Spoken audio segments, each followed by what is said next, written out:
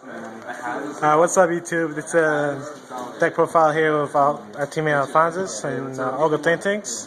As you see, we got dollar bills right here. But, anyways, like I said, comment, rate, subscribe, and yeah, let's get started. Alright, my build is Tsukuyomi build, so my starter was Godhog Ichibiyoshi, pretty standard. For my trigger lineup, 4 heals, standard as always saving my ass. Then, for criticals, 4 psychic birds, of course, yeah, for crit power, and you get the 6 soul in, because sometimes red eyes can't always do that effect for you, and an extra 2 crits here for Nike. For draw triggers, I actually lined them up 2 of each type, so like 2 Dream Eaters, 2 Victory Makers, and 2 Miracle Kids. The reason why I diversify my trigger lineup is to help me memorize for the if I hit the stack. So if I get, say, Dream Eater on, like, say, the first look, and I go to it again, I realize that, okay, I hit the stack, and I'll be able to apply it to the Vanguard. Alright. That's my trigger lineup. For grade 1 lineup, I run, of course, 4 Crescent Moons.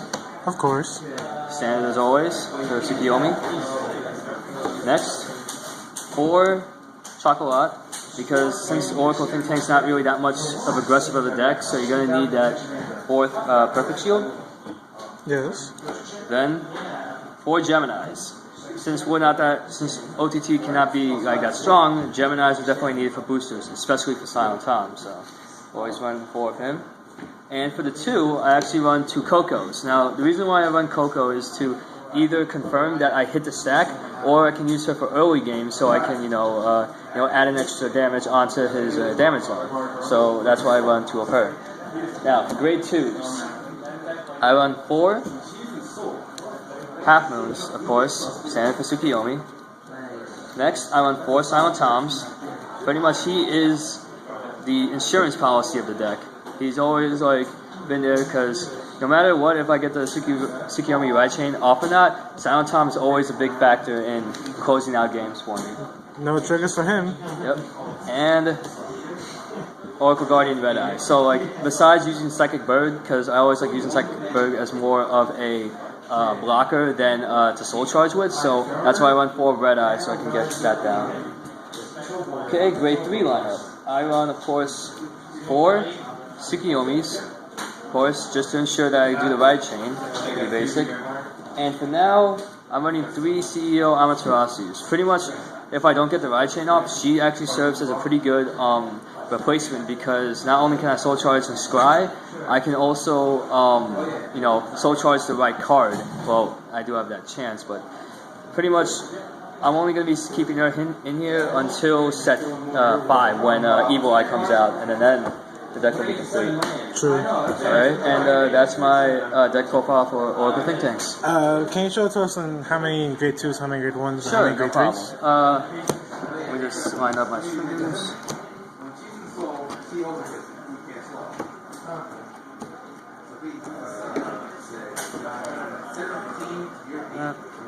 Still recording?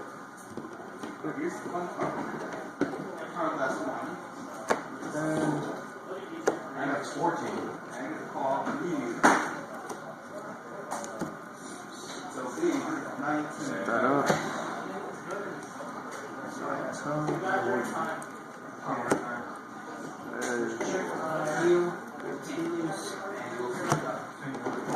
Can I fit in alright? That's pretty much the whole deck at a glance. Okay.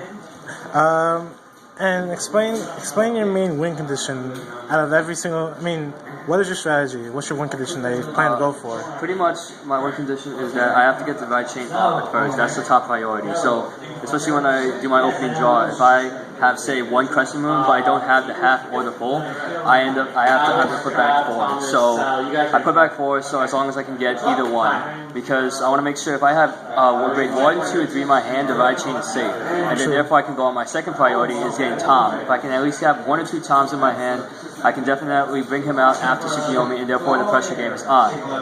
So that's pretty much my win condition. Okay.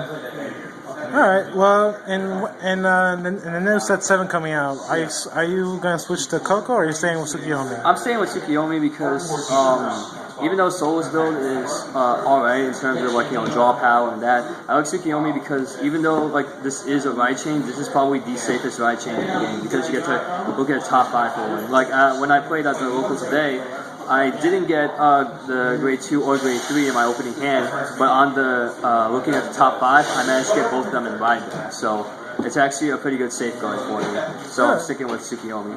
All right.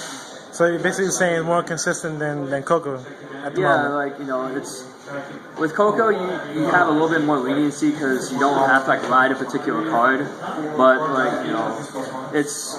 It sounds appealing, but I guess I'll just stick with Tsukuyomi. Alright, well this definitely looks like a broken build of Tsukuyomi. And one more question. Yeah.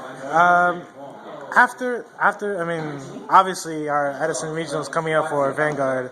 What are you expecting to play against with Tsukuyomi? Well, this is definitely one of the top picks in my mind because I've been practicing with this deck for the past couple weeks. Another build that I was actually thinking of is Pale Moon. Pale Moon I actually like a lot, and with set 7 coming out, I want to try and enter into a different build. It's kind of an experimental build, and I'll do another deck profile on that once I get the whole thing together. Alright then. Oh, well, that pretty much wraps up everything. So hopefully we can make another video of you winning the regional. Yeah, hopefully. Hopefully, we'll see if who's going to be guiding me there, either Silent Tom and Tsukuyomi or Sarah and Leclerc. Sure. Alright then, YouTube. Well, like I said, comment, rate, and subscribe. And later, YouTube. Peace. Take care.